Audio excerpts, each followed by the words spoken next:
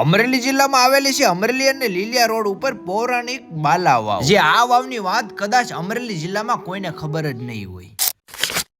તો જય માતાજી મિત્રો, હું છું તમારો પ્રિય તનીલો વ્લોગ અને સ્વાગત છે તમારું મારા મોર્નિંગ વ્લોગ. તો આજે અમે આવી ગયા છીએ અમરેલી અને લીલિયા રોડ ઉપર આવેલી પૌરાણિક બાલા વાવની પાસે. અને તમને બધાને તો ખબર છે કે નૈલો ન ઉપાડે એટલે પેલા તમને દેખાય. તો હવે ખોટો બગડાસટો નથી કરવો ને આમનો ઇતિહાસ જાણવીને એનું તમને લોકેશન બતાવી. કહેવામાં આવે છે કે આ વાવ 200 થી 300 વર્ષ જૂની માનવામાં આવે છે, જેમનો કોઈ ચોક્કસ સમયગાળો તો નથી મળતો, પણ લોક વાર્તાઓ આધારિત કહેવામાં આવે છે. આ વાવની નીચે ઉતરતા જ તમને પથ્થરોના પગથિયા અને આ વાવનો પૂરેપૂરો નકશો એક જ જગ્યાએથી જોવા મળી રહ્યો છે. અને એક્ઝેક્ટ નીચે ઉતરતા જ માં ચામુંડાનું આયા સ્થાપન જોવા મળી રહ્યું. લોકો આજે પણ આયા માની પૂજા કરીને આયા લાપસીની પ્રસાદી પણ આપવામાં આવે અને એમની એક્ઝેક્ટ સામે બીજા પણ માતાજીનું સ્થાપન જોવા મળી રહ્યું છે. અને મિત્રો, આપણે ઘણી બધી વાવો જોઈ રહ્યા છીએ, રાજા મહારાજો દ્વારા બનાવવામાં આવતી હોય છે, પણ આ વાવ જાણવામાં આવ્યું છે કે જૂના સમયમાં વરસાદી પાણી સંગ્રહ માટે બનાવવામાં આવેલી છે. અને આજે પણ વાવની નીચે ઉતરતા એક ઠંડક ભર્યું વાતાવરણ જોવા મળી રહ્યું. પથ્થરની સીડીઓથી માંડીને અલગ અલગ પ્રકારના પથ્થરમાં કોતર કામો પણ જોવા મળી રહી. આ વાવની મેન ખાસિયત એ છે કે બીજી વાવોથી કાંઈક અલગ રીતે જોવા મળી રહી. ખૂબ જ પહોળાઈમાં મોટી અને 3 માળની જોવા મળી રહી. જો તમે અમરેલી રોડ ઉપર નીકળો છો તો એક વખત તો આ વાવની જરૂર મુલાકાત કરજો. અને તમને બધાને તો ખબર છે કે નૈલો ન ઉભાડે એટલે પેલા તમને દેખાડે છે, ને આવનારા સમયમાં આપણે આવા જૂના ઇતિહાસોના ઉજાગર કરવાના. અને જો તમારી આજુબાજુમાં પણ જો આવા પૌરાણિક ઇતિહાસો હોય તો અમારી જાણ કરો, જેથી કરીને આપણી આવનારી પેઢી સોશિયલ મીડિયામાંથી નહીં પણ આવું લાઈવ જોઈ. અને સરકારશ્રીને પણ નમ્ર વિનંતી છે કે આવા જૂના ઇતિહાસોને રિનોવેશન કરાવો. તો ફાઇનલી મિત્રો, તમને મારો વ્લોગ કેવો લાગ્યો જરા કોમેન્ટ કરી નાખજો, ને હોય તો પછી ફોલો કરી નાખજો. મળશું પછી આવા જૂના ઇતિહાસ સાથે, આવે નવી મોજ મસ્તી સાથે. ત્યાં લગી તો બાય બાય ને જય માતાજી.